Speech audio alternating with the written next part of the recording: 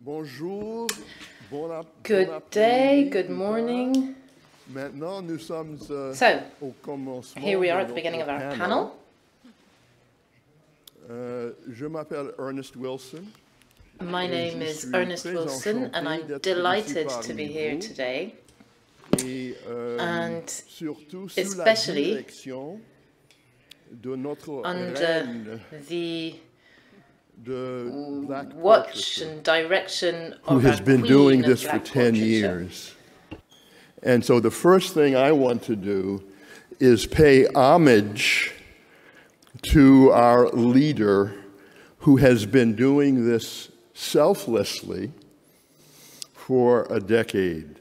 So let's have a big round of applause for Deb Willis.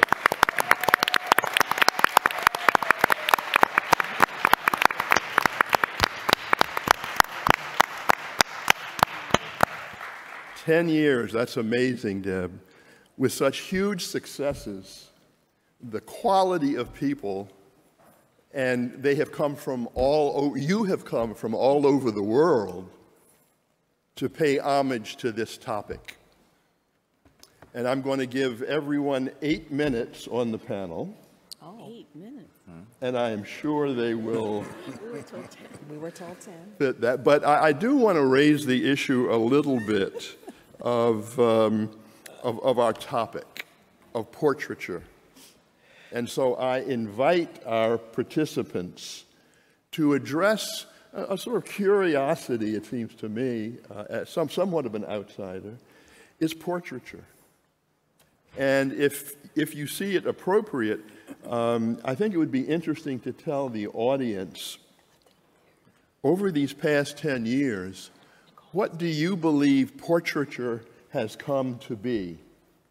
What has portraiture come to be in your field, but also has, using the title of portraiture, given you a greater insight, not only into painting and carving and poetry and dance and cinema, but these things as an expression of Black culture as well? What does the word portraiture convey to you? I'm going to turn now to our fabulous panel. You can see the details in your booklet, but we're going to start with Michael Cresby from NYU, who will lead us off. Then Rhea Combs, then Jacqueline Stewart, Fatima, Rony from UC Irvine, and Nicole Fleetwood from NYU. I do urge you to look at their descriptions, their bios. They are extraordinarily impressive, extraordinarily impressive. And like everyone else here in this room, I'm looking forward to learning a lot this morning from such a distinguished panel. Michael, the floor is yours, or the stage is yours. Thank you. Much love to Deb. I remember when the emails went around in 2012 talking about this amazing possibilities of coming to Paris. One of my favorite memories of last time I was in this building is how we ended with a snowstorm. So thank you for the change in season. Let's go around.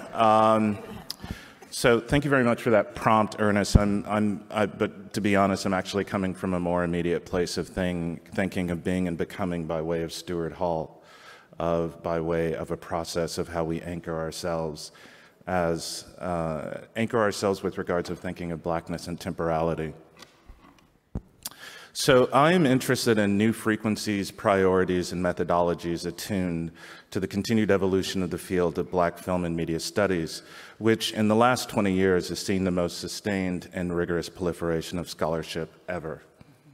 I'm particularly focused on the Black study of the idea of Black film, not as a definitive category in the shadow of a social category, but as a discourse and an always irreconcilable negotiation between the art of Blackness and the art of film. I do this with a great deal of ambivalence because while I adore film, I've never trusted it. Writing from perhaps a comparable place of critical vigilance, Catherine McKendrick states, quote, "The creative text does not have to be good or artful or aesthetically pleasing or popular. What the creative text is does not matter as much as what it does." On that note, I'd like to shift and give you a little bit of a showcase of some new work with a lovely object. So, funded through a micro-budget grant of $150,000 from the Venice Biennial College Cinema Initiative as part of the Venice Film Festival, Anna Rose Holmer's 2016 film, The Fits, is set in the Lincoln Community Center in Cincinnati, Ohio, and features a teen girls dance group based there known as the Q Kids Dance Team. Just over 70 minutes in length with very little dialogue, the cast of actors is comprised of amateurs, and the only locations are in and around this community center. The screenplay was a collaboration between the director, associate producer, and editor. The three women had initially conceived of the film as a part of their ongoing research on a film project devoted to dance, girlhood, historical incidents of mass hysteria, and Homer's particular interest in the choreography of Jerome Robbins. As Homer has said, quote, "We were never writing a script. We were doing research on hysterics, trying to find patterns and hooks that meant something to us that weren't just abstract ideas, and trying to find a dance form that we felt this film could be set in. I was collecting choreographies, dance references, little abstract ideas. Drill came to us through this searching process," end quote. The dance form of drill practiced by the Q Kids reanimates the more tired dynamics of military dance with a distinctive difference regarding the exercise of precision. Thus, the Q Kids' measure of drill abides a formless mastery of Black vernacular movement and gesture. Their dancing enacts a sharp angularity, a regimen that is consequentially coupled with quotidian gestures of fanning the nails, pointing, punching, and all manner of the art of the hand. As Homer has said, quote, "One of the things that I am really interested in is bodies in motion and the body as narrative. There are so many things you can express through just considering and looking and reading each other always as dancers." The Fits focuses on Tony, played by Royalty Hightower, a young Black girl who spars and trains in a boxing gym with her brother in this West End neighborhood of Cincinnati within the community center. At the start, the film does not glaringly stipulate that Tony is the protagonist as much as the force that quietly compels and thickens the affective reckoning of the narrative. Tony is slowly drawn to the Lioness drill team that practices in the community center gym. Her devotion to the pugilist sweet science of boxing gives way to the expressive pull of the drill team. The film is primarily narrativized through the physicality of Tony as she becomes the focal point of the film. I'm deeply interested in how the film becomes animated by Tony, her liminality or inhabiting of a time and space between young tomboy adolescent, a Black girl on the rise, as well as a member of the younger introductory squad of dancers.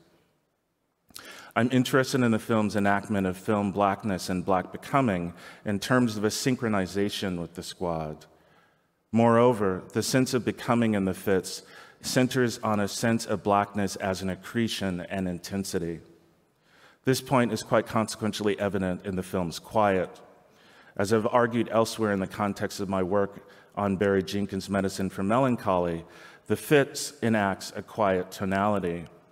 Thus, as an enactment of film Blackness, the film's organization of quiet as interiority, force, and arrangement indexes a concentration on Black girlhood. Furthermore, there is a verite dance quality of the film's cinematography resulting from the consistent accounting for empty space by allowing for the dancing bodies to move beyond and outside the frame. In this way, the camera can never contain the bodies. Crucially, the production employed an unfolding of three distinct choreographies, one devoted to teaching Royalty Hightower how to dance badly, one devoted to the performance of her fit, and one attentive to the performance of breath. Thus, the film's enactment of Black performativity thrives by way of a sense of the undivisible or untranslatable. In this instance, the mystery entails Black girls that cannot be scripted or framed or diagnosed. Instead, the film's staging of Blackness is mediated by a connotative processing of Black girlhood as an effective, elusive, and always evasively expositional. So what are these fits? A sign of recklessness of Black girl pathology and contagion? Perhaps. But as Holmer has noted, the film is a process about the translation of subconscious movements into the deliberate design of choreography, as Toni contends with her own body, desires, insecurities, and limits. These fits appear as members of the team, one after another, from the older leaders to the younger crabs, are struck down by epileptic fits and then faint. Whether the fits are chemicals in the water, tragically serendipitous shades of Flint, or mass psychogenic illness, or the desperate mimicry tendencies of youth, all of these points grow increasingly irrelevant as the film progresses. What does increasingly matter is the meaning of choreography beyond merely the design of movement. What I'm going to show you in a little bit is it's the final sequence of the film. A sequence that when Anna Rose Holmer gave the screenplay to a cinematographer that they were potentially working with, the cinematographer turned to the last page and was struck that the final sequence only had one phrase, and that phrase was, "Time stops, but does not stop." Alone, alone one, when stricken by fits, Toni rises, convulses, breaks, and then is recoded in the language of a new choreography, a new sense of Black girl becoming. In this musical moment, an inversion of the image-sound hierarchy, Toni's dance is an uncanny spectacle of elation, at once kinesthetic and cinematic, what Samantha Shepard has termed perhaps what Samantha Shepard has termed as critical muscle memory.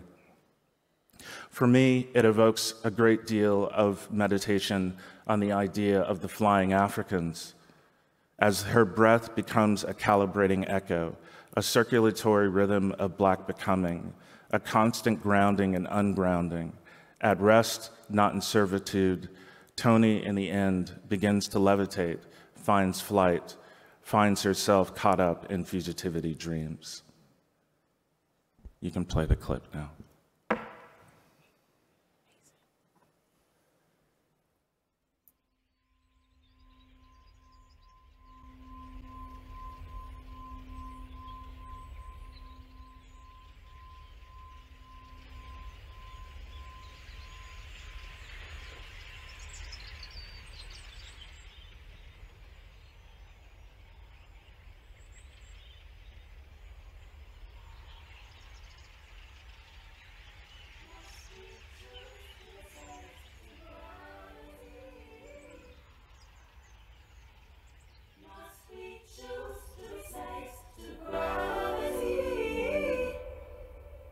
We were born of the sun,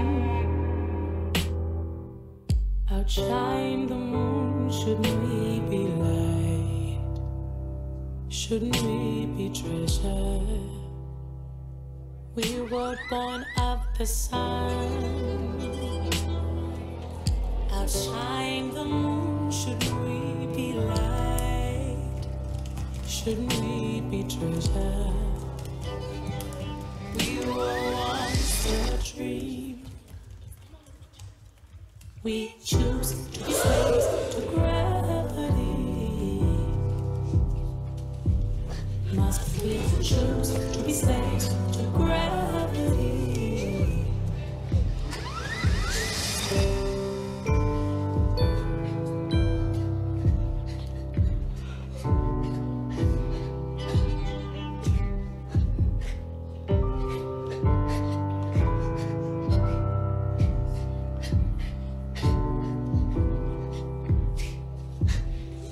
We choose to be slaves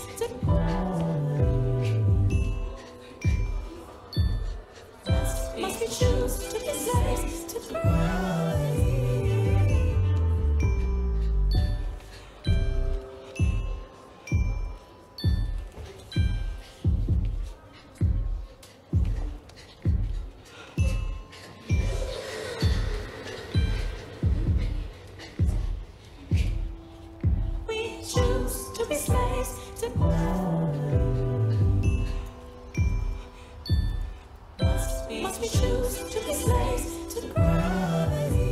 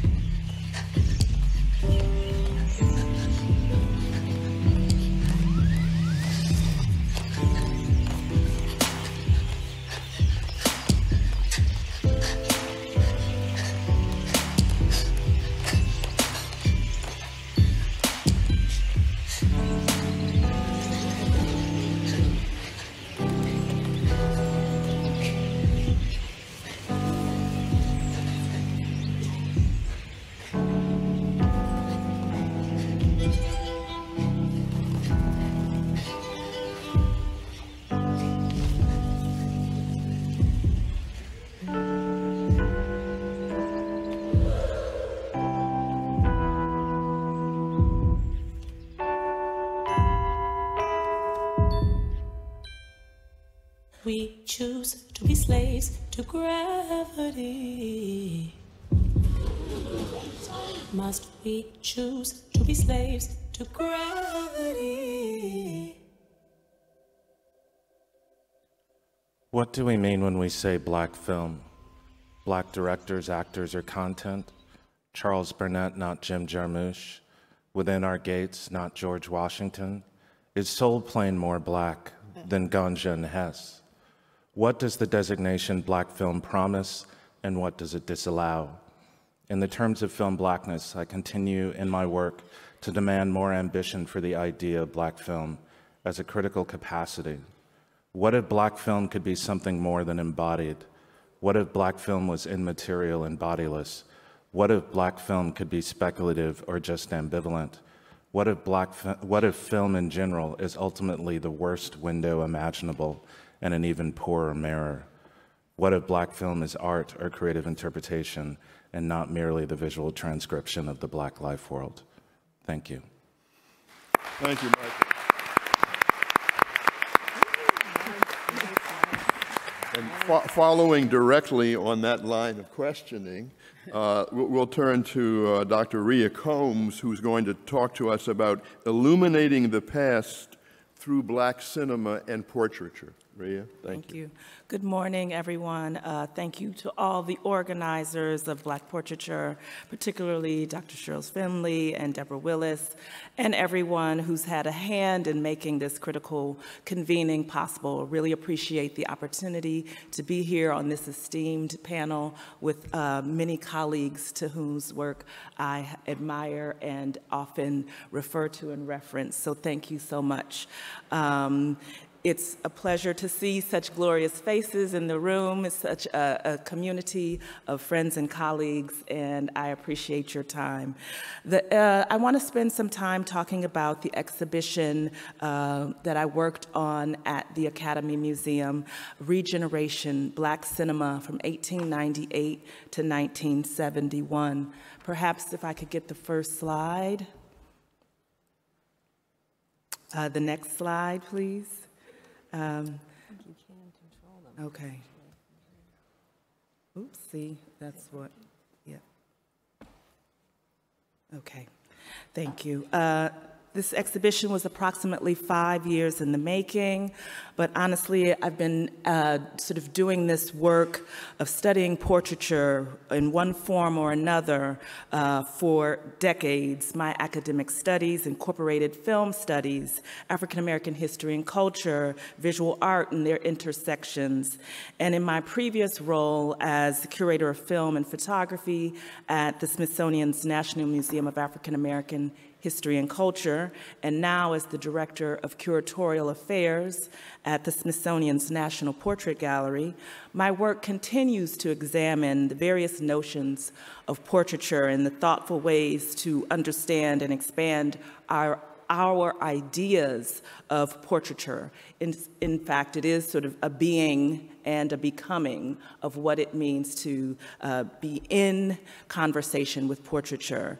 So Regeneration is an 11,000 square foot exhibition that, as I mentioned, is currently on view at the newly opened Academy Museum in Los Angeles, California.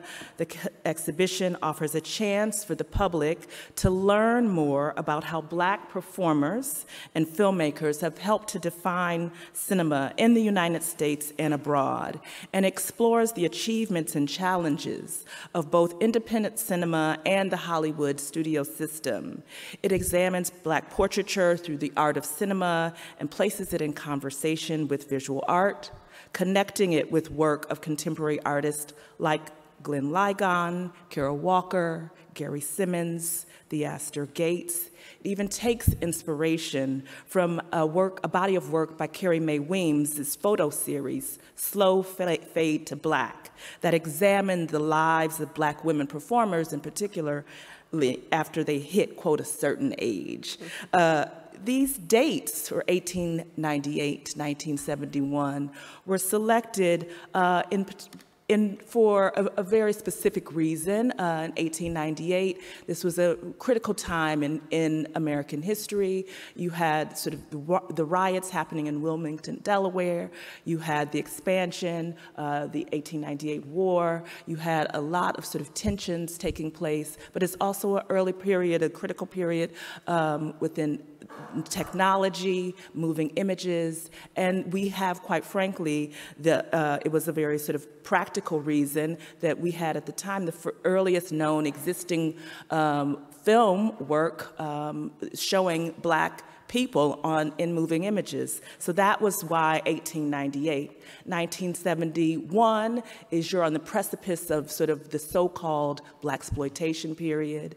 This is a time where you also have the critical work of Sweet Sweetback's Badass Song, Gordon Parks' work. You have also a piece that we were able to find and collect and restore by the filmmaker Robert Goodwin. This is also a critical period in time, sort of socially within the United States. And these issues that were affecting the Black community were being discussed and addressed through not only the Black arts movement, but also through cinema, independent as well as Hollywood, soon to follow.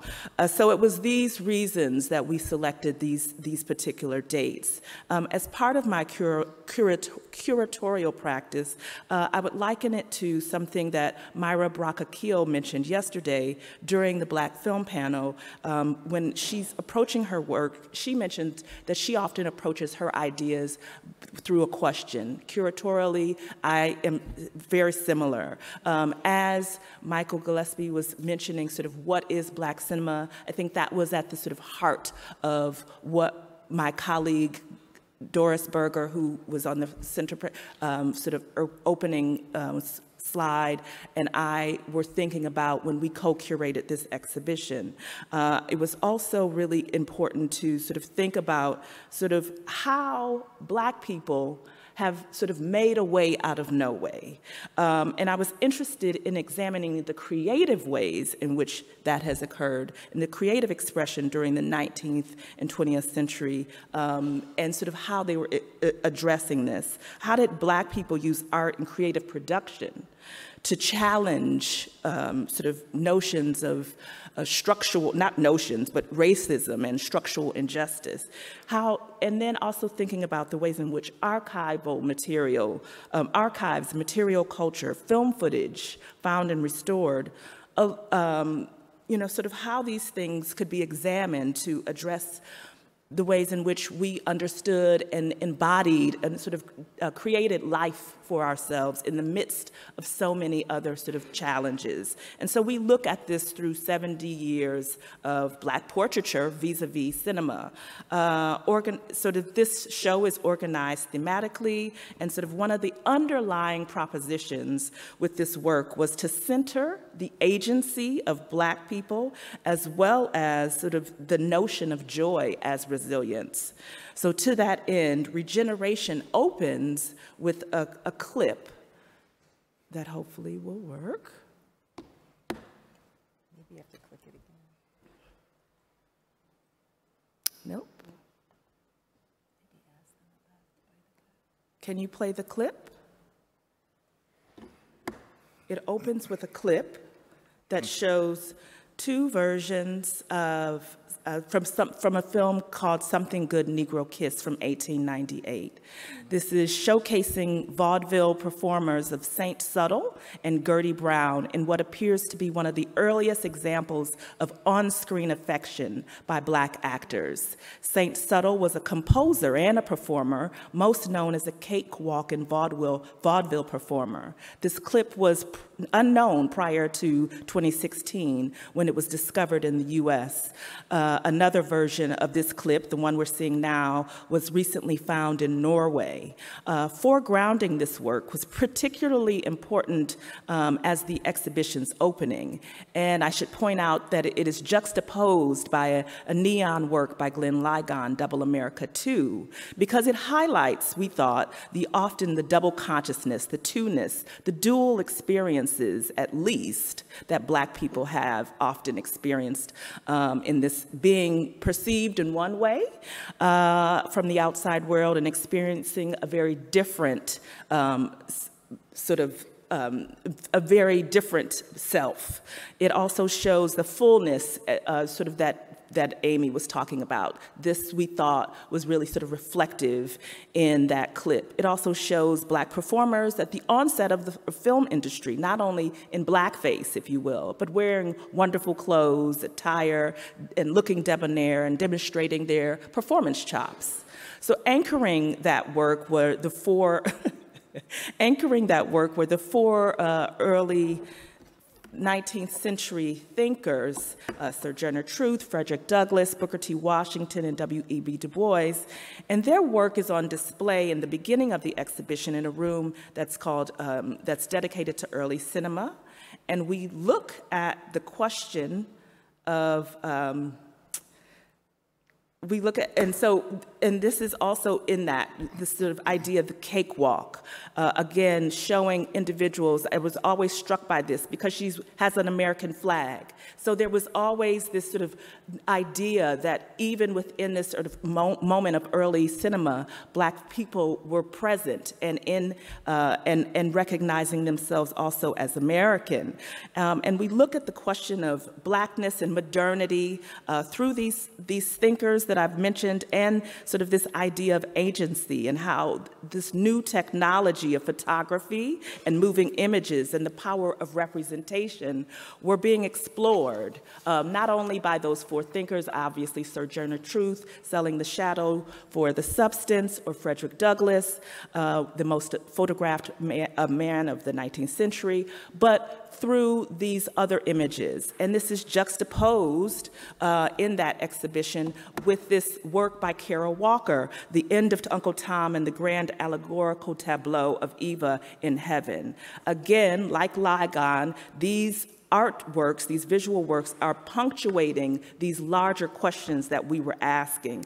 And so Kara's Walker is enveloping the space as a counterbalance to some of the material culture that was predominant at the time. And so in this space, you're seeing, sort of works by Bert Williams, as well as Uncle Tom's Cabin, and you're understanding the ways in which these thinkers and this cinema was situated.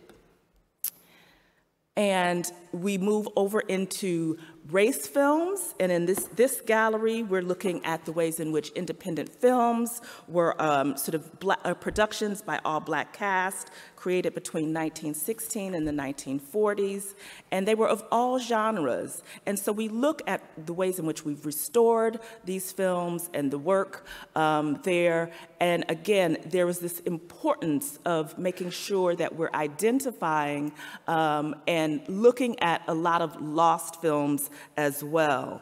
While my time is drawing nigh, unfortunately, I really want to just sort of go through some of these clips. This is surviving film footage from where we took our name, Regeneration, and you're seeing the ways in which we were using this exhibition to showcase works that otherwise are lost, so that all we have were the film posters. But this is actually a nitrate film that the Academy Museum was able to restore, and we were able to find this short clip that we were highlighting sort of the various ranges of sort of diverse stories that were being told during this period.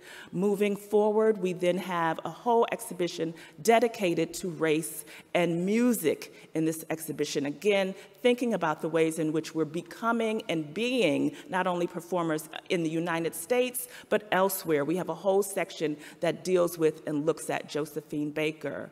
Moving forward, again, that nod to Carrie Mae Weems was a whole wall dedicated to the gallery, to sort of glamour. So again, serving as a counterpoint to a lot of the sort of preconceived notions of predominant images of Black people during this time frame. And I will sort of skip through and say that we created this wonderful exhibition catalog that highlights and animates a lot of these ideas that I'm only had a few minutes to discuss. And then finally wanted to bring this home to the National Portrait Gallery and thinking about the ways in which we are being and becoming sort of and expanding the act of portraiture by just showing you two works that are on view for an exhibition that I curated called Portrait of a Nation, looking at sort of the significant markers of contributions of different individuals. And we really wanted to push the boundaries by looking at sort of contemporary artists and contemporary figures. This is a work by Kentura Davis that I think really sort of embodies this idea where she looks at sort of the blurred lines, the blurring of, again, who you are, who you're becoming, who you have been. All those things are imbued in who one is. And I thought that that really sort of is emblematic of this topic. And finally, leaving you all with Robert Pruitt's beautiful portrait, a double portrait, as he's calling, of Venus Williams. And within this very remarkable work is just a tremendous sort of level of detail and stories that are all sort of embodied in who she was, who she's been, and who she's becoming, and what she's looking at as she moves toward the future. And I think that's a great transition. Moving toward the future. Thank you for your involvement there. And now, preserving and presenting Black film history, notes from the Academy Museum. And I especially want to introduce my colleague from LA. There we go. There we go. So, can you, but thanks so much, Rhea. And now the floor is yours, Jacqueline. Thank you so much, Ernest. Thank you, fellow panelists, everyone who's here.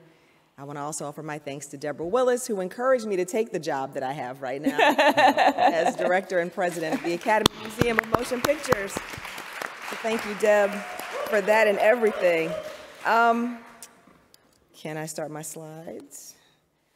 So I'm going to pick up where Rhea was describing this gallery that we're so proud to feature at the Academy Museum as part of the Regeneration exhibition, this glamour wall that is right outside of my office and that I visit all the time because it is so inspiring and because I think it not only encapsulates the aspirations of these 51 artists who are represented here and the many more who could not be included here, but also the museum's goal to ensure that the efforts of Black film workers are always a part of the way that we narrate film history.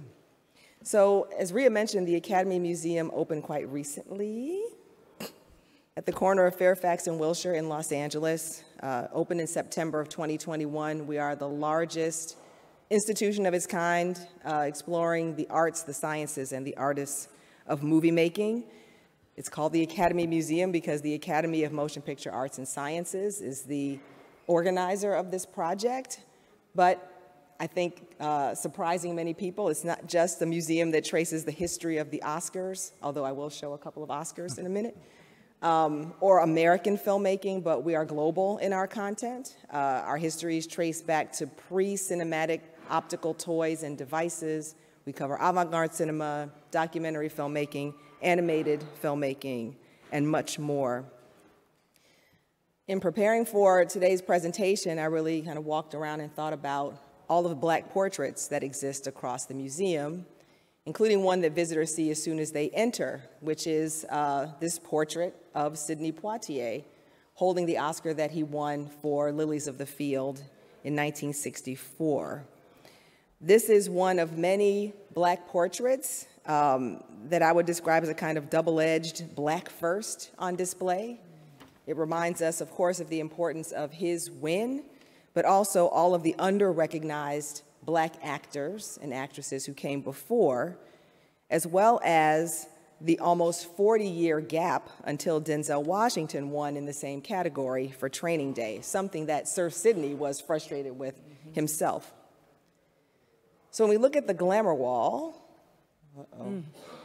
there's an inset, there's Sidney up there. I see it as a really critical act of Black portraiture, one that I argue works to interrogate what might be a kind of evolutionary narrative of cinema that people would expect when they come to a film museum. So that visitors, as they come and they learn about how the movies have changed over time with new technologies, business strategies, and cultural meanings, they're also challenged through images like these of Black actors and writers and directors and costume designers and hair and makeup artists and location managers and many more to ask to what degree developments like the coming of sound or the end of segregated movie culture or the conferring of Oscars has impacted the broader career and artistic possibilities for people of color, both in front of and behind the camera. At our museum, we're really deeply working with living filmmakers, including this group. This is some members of our team with some members of the museum's Inclusion Advisory Committee. This is a group of Academy members of color, as well as LGBTQ+ members and members with disabilities. It began as an activist group, first chaired by producer F.E.T. Brown, who is in front with the lovely floral dress. And on the other side of me is the current chair of the IAC, sound editor Bobby Banks. This is a group that insisted that the museum's opening exhibitions include the stories of historically marginalized artists and technicians. And this committee's impact on our work can be seen across our curatorial approach. When we first opened, we had a vignette focused on the work of Oscar Micheaux, who is pictured in a portrait all the way on the right of the gallery there, kind of commanding the camera. On display now, for example, we have an exhibition on John Singleton's Boys in the Hood, featuring some screen tests very early on in what will become, for many of them, very prolific and important careers. Working with and representing historically marginalized film artists brings into focus the multiple temporalities of our museum practice. We are, of course, interpreting history. We're also staging public conversations here and now. And we're thinking with our visitors about the future of cinema, the future of film culture. This is an aspiration. You see Nia Long is quoted there from a period of greater maturity in her own practice as she thinks about the impact of her own work and the work of the industry going forward. This area future of cinema, I think, demonstrates some of the ways that we seek to be a platform for asking, for example, what is the place of Black film workers in the medium and the industry's past, present, and future? We work toward this goal through deep collaboration with film artists and through the creation of content and experiences that invite unique and meaningful connections for large and diverse audiences. So when we opened, our Director's Inspiration Gallery was a collaboration with Spike Lee. This gallery featured items from Spike's collection, vast collection, of posters, photographs, and other objects tracing his influences, collaborations, and creative process, including some Oscars red carpet fashion here, this Kobe Bryant tribute suit that he wore to the 2020 Oscars, a Gucci suit that's on a obviously custom mannequin. We did a screening of Spike's own 70mm print of Malcolm X around the museum's opening. Here, another fabulous outfit on Spike. And we see him surrounded by some key collaborators, the actors, obviously Denzel Washington and Angela Bassett, as well as costume designer Ruth Carter, casting director Robbie Reed, cinematographer Ernest Dickerson, and production designer Wynn Thomas. Assembling this group nearly 30 years after the film was made highlighted some key themes in Spike's gallery. His building of creative community, which is an extremely important lesson for emerging filmmakers, and the impact that an artist can have as a launching pad for careers that can be impactful. All of these figures have become key industry leaders. Ruth Carter, who is a governor of the Academy and a very important advisor to the museum, helped us out a lot by recreating the crown for this costume worn by Mabel King in The Wiz from 1978. It was a 3D printed crown that had to be redesigned because it was lost. In the museum's identity gallery, we craft and pose mannequins. We include video clips with this and other costumes to highlight the critical interplay between the skill of construction and the embodiment of character. We expand on these relations between costume and performance in many ways in our programming. Here is a screening of The Wiz, in which we invited students from the Debbie Allen Dance Academy to perform live during the Can You Feel a Brand New Day number. And they embodied the scene, shedding their sweatsuits, breaking the conventions of film presentation, to open up a third dimension and a cross-generational performative connection. Yes. We have some cool costumes. And speeches by important Oscar winners, Sidney Poitier's Oscar, the one that he's holding in the image that we saw, Halle Berry's gown and her speech when she became the first Black woman to win the Best Actress category. And then this important moment where we recognize the win of Hattie McDaniel for Gone with the Wind, but the missing state of her Oscar by leaving a case empty, something that's created a lot of discussion and controversy. And we're actually in conversation now about the possibility of recreating her Oscar. I want to end by pointing out that we did a celebration of the amazing exhibition that Rhea Combs and Doris Berger curated by hosting a summit. We called it the Regeneration Summit, 3 days of activities, educational activities, as well as celebratory moments and presentations by scholars across the campus. This is Justice Singleton, whose father, John Singleton, is honored elsewhere in the gallery doing a workshop. The grandchildren of Cab Calloway and the Nicholas brothers doing a new performance in honor of Stormy Weather. And Mario Van Peebles, who was a panelist and here poses in an incredible moment of reflection on his father's work in Sweet Sweetback's Badass Song. I have to talk about food for 1 second because we had Black women food vendors, many of whom used the Glamour Wall as inspiration for their menu signage, which I thought was just phenomenal.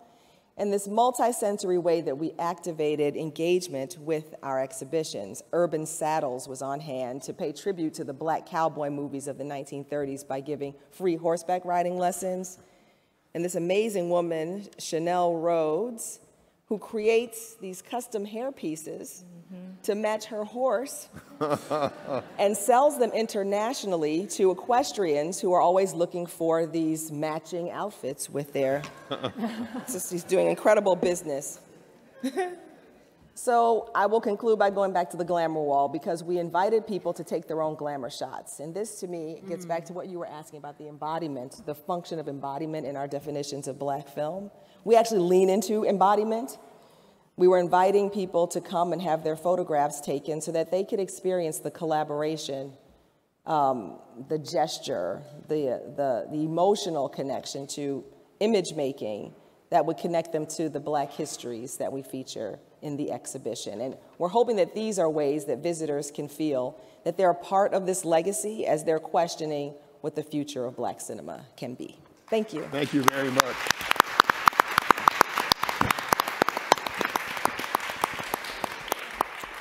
Now, Fatima Rony will describe Indictment by Sight, Theories of Visual Biopolitics. Yes, that's, I'm quoting Ava DuVernay, Indictment by Sight.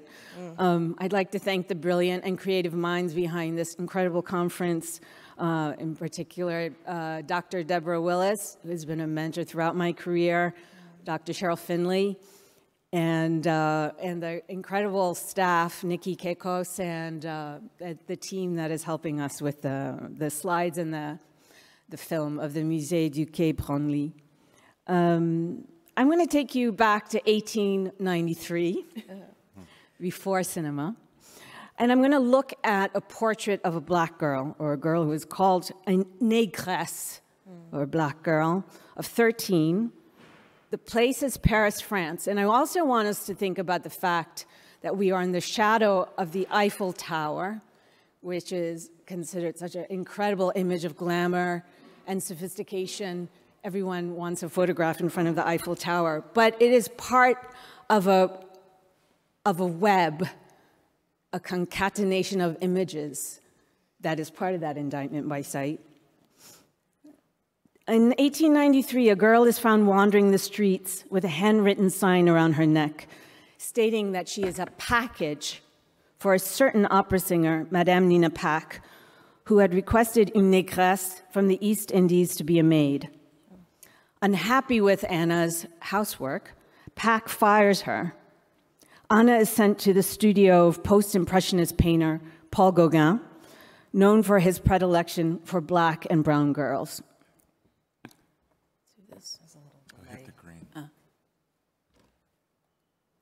Okay. There she is forced to service him sexually and to provide labor as a domestic servant until she runs away in 1894. So this is the portrait of Anna la Javanaise. It's called Aïta Tamari Vaina Judith Parari, which means the child woman, Judith, is not yet violated or breached. Judith was the neighbor, the blonde neighbor of Gauguin, whose mother forbade her for posing for this portrait, so he imposed the image of Anna over the girl who could not be breached. But this image is not Anna. I was haunted by these photographs that I found of her, which show that she's a very small girl, and the painters and the musicians of this time loved to do sort of like louche selfies of each other, dress up. And if you look at the way that her gaze in these images, she is not playing the game. She's not of the game. I was haunted by what I saw as fear in her eyes. To understand this story that enmeshed this girl who is called Anna, one has to go back to 1889, to 4 young Javanese girls dancing at the Javanese pavilion of the Exposition Universelle in the shadow of the Eiffel Tower. So the Eiffel Tower also had these, as many of you know, also had these villages of colonized peoples, including the Javanese, the Dahomey, Vietnamese, and that is part, in essence, one could say that the Eiffel Tower is an image of white supremacy, and that the native villages were there as a way of discussing or reinforcing ideas about evolution and colonialism. When the bejeweled Joachim, Seriam, Tamina, and Sukia danced, French observers mythologized the girls as harem dancers and nubile courtesans from the solo court. These girls became so famous that it started a French vogue for la java. Faire la java still means have a party, get wicked, la javanaise, Serge Gainsbourg. And it's that myth or story that was imposed on the 13-year-old girl Anna in 1893. To call her la javanaise was to call her the wicked girl. By metonymy, she's hung with a name like the title of a circus performer. A visual myth held her in place that justified her exploitation and likely early death. And that's the concept that I call visual biopolitics. The stories that are told through the network of visual biopolitics make certain populations more vulnerable to child rape, violence, or early death. It's the system shored up by iconographies of justification found in photography, cinema, television, and the internet that underscores pre-existing structural race, gender, sexuality, representations in language, politics, and the unconscious. It is an indictment by sight, to paraphrase filmmaker Ava DuVernay. Visual biopolitics collapses the effects of the present, past, and future, and is therein that an artist, a filmmaker, a writer can wield and take back her power. Thus, what shook me about the gorgeous painting by Gauguin, recontextualized more than 125 years later, is the dead girl at the center of the painting, whose real name and origin we do not know, but who called out to me nevertheless. So yesterday, there was a panel on theory and practice. It's really fantastic. And that has been what I've been doing in my career. I'll write a book, because that's my job. And then I'll make a film for the people who don't want to read the book. And it's just a very short film I'm going to show you. It's 6 minutes long, called Anna la Javanaise, which reimagines the story from her point of view. Is it possible to atteindre toutes les lumières dans la salle? Pour le film, merci. Je ne sais, ça doit être short. Oui, oui, oui, ça fait 6 minutes. On n'a que 10 minutes. Merci.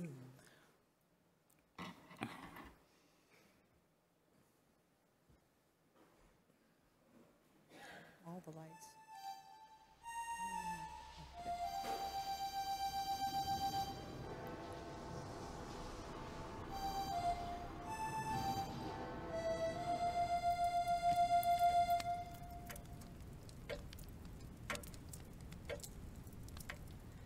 Ceritaku ora diwiwiti saka kene.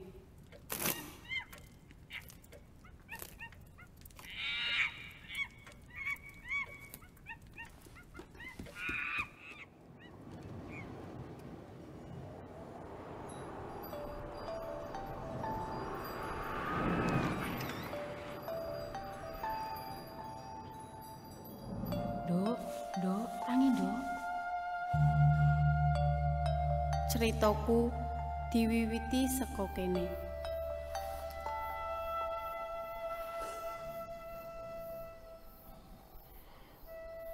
Ayo, perahunya harus mangkat.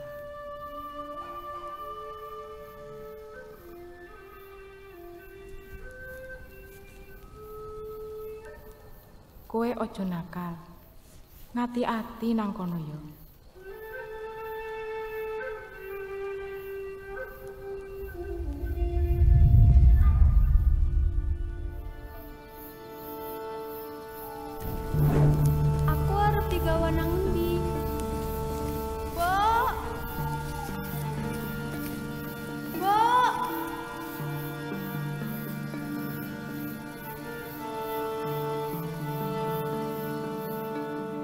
Aku nembe ngerti mburi banget nek aku didol karo simbok kanggo nyaur utang judine bapak. Aku ora nyalahke simbok. Aku anak barep lan aku anak wedok. Fais pas ça, on n'a pas fini, reviens.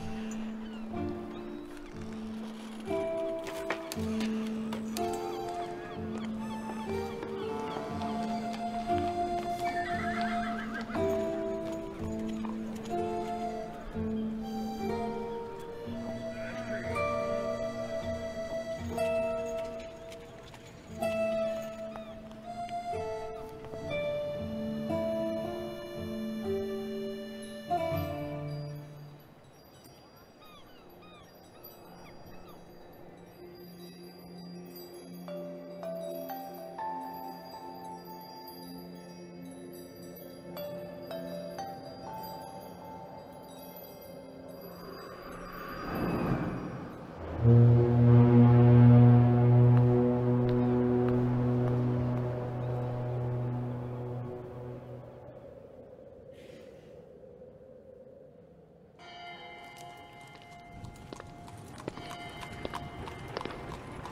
elle s'appelle?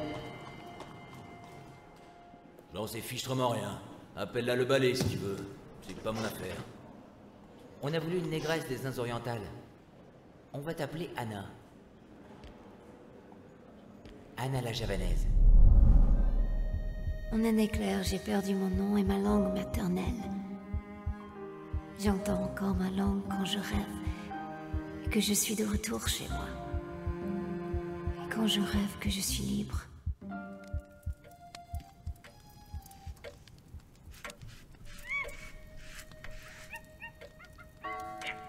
Oh merde, il fait tard.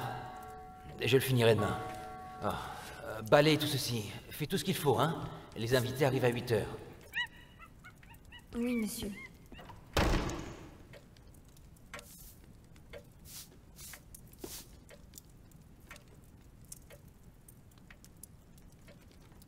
J'ai pensé au fait que j'ai nettoyé sa maison, que j'ai fait tous ses repas, et qu'il m'a forcé à coucher avec lui.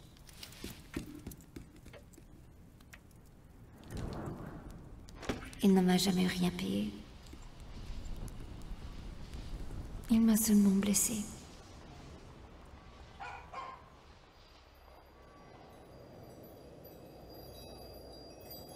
J'ai repris mon image. Ce n'était pas moi. Mais c'était la mienne.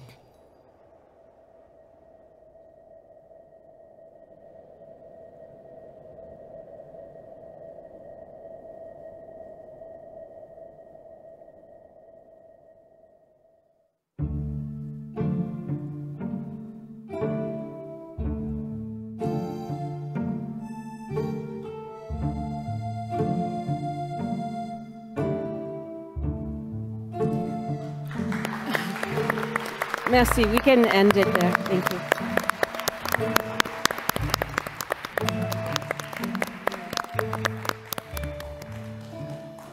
Thank you much for that presentation. It's quite remarkable and very, very powerful. I'm going to ask Nicole now, Nicole Fleetwood, to take the mic and to round us up for this final session. Good afternoon. So we have a hard end at 12:10. Is that correct? So I'm not going to talk that much about my work. I want to thank all the organizers for this great gathering. You know, and like everyone else, Deb Willis, who's been a mentor and really important friend, and professionally and personally.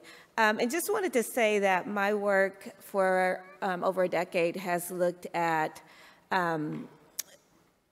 the visual culture of mass incarceration in the U.S. And it actually started with portraits, thinking about the ways that incarcerated people are framed by carceral indexes, the mugshot, the prison ID card. Those are forms of portraits. So we think about portraiture, you know, in ways that are venerating and uplifting, but there are also a shadow archive of portraits that are about punishment, captivity, classification of bodies, and I think Carrie Mae Weems' work is so important for us to understand that. I have, in the time I have, I'll just talk with you about some of the portrait work that happens inside prisons or happen around system-impacted people. What I've learned in doing this research is the importance of portrait making inside prison as a counter narrative to the ways that the U.S. carceral state frames incarcerated people. And portrait work also in prison serves as a form of currency. A lot of people barter and trade to have a really great portrait done. And it also is a way that many artists enter art making as a way of making images of friends and studying figuration, and often move on to other forms of art making. On the cover of my book, Marking Time, is a series by Mark Lotney, who was released from prison in July of 2022. And when he was released, he had 850 of these portraits, part of a series called Pyrrhic Defeat, where he had studied, did visual studies of other incarcerated people. Each drawing is a 20-minute drawing. I'm just going to go back to this relief if I can. So each is a 20-minute drawing that he conducted from 2014 to 2022. I also look at family portraits in prison, and this is a picture of me with my cousins, Alan and DeAndre. The project actually is rooted in growing up in Southwest Ohio in a hyper-incarcerated community. And visiting my cousins in prison, often seeing artwork in the visiting room. The backdrop itself is also painted by incarcerated people. And from those experiences, the project has just grown organically. It's now a part of a traveling exhibition. I'm just going to move through some of these images that I won't talk to you about. A well-known image is this work by Rony Goodman. It's a self-portrait that he made while he was in San Quentin. And Rony said what was important for him about making this work is that he was painting himself into a tradition of artists studying themselves at work. He was also involved in a curatorial practice. He said as he was painting himself, he was also curating the works around his body. They weren't the way that the works were hung on the wall. I'm trying to be very mindful of time. As a response to punitive images like this mugshot, many artists will take their criminal indexes, such as a prison ID card, and turn it into a work of art. So this is a painting by Russell Craig, who was incarcerated at a very young age and started studying art while in prison and was mentored by other incarcerated artists. A collage portrait by Tamika Cole, who spent 26 years in prison in Alabama and did this work as a response to abuses that she was experiencing in prison. Let me just move forward. I'm also interested in how artists collaborate. This is a work that Deb Willis collaborated with Michelle Daniel Jones, who's Michelle is finishing up her PhD at NYU and spent 23 years in prison, and asked Deb to collaborate with her on this project called Point of Triangulation, thinking about how system-impacted people are portrayed in prisons, and then also thinking about how they want to be portrayed once they're released, or as a kind of future possibility of being released. And a project that I've been looking at most recently is this collaboration that's taking place out of Philadelphia, but has kind of spread nationally. And every Mother's Day, this group called the People's Paper Co-op does these portraits of incarcerated mothers as part of a bailout campaign called Free Black Mamas from Jail. We have 1 minute left. Well, thank you, Nicole, for being brief and to the point, and also for the wonderful work that you do. Thank you.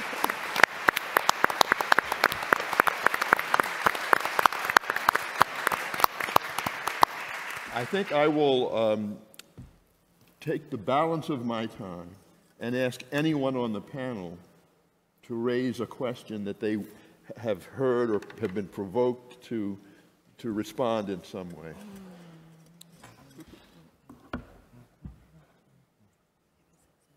No. Since Deb's name has been evoked so many, Deb, do you have a comment that you would like to make? Okay. On that note of thanks, let's say merci beaucoup. Et maintenant, jusqu'à les 30e anniversaire. I'll say thank you very much. Of this great event. And thank you very much. See you at the 30th anniversary of this event. I just want to Have you worked in animation? That was my first animation. Yeah, it's wonderful. Thank So much, everyone. Thank you. We'll have again hello. Thank you. 5 to 10 minute break. The next two sessions, there's one right here, Contemporary Voices, that will start in 10 minutes. And in the cinema room, the Black Paris Archive, interrogating colonialist visual culture in public space.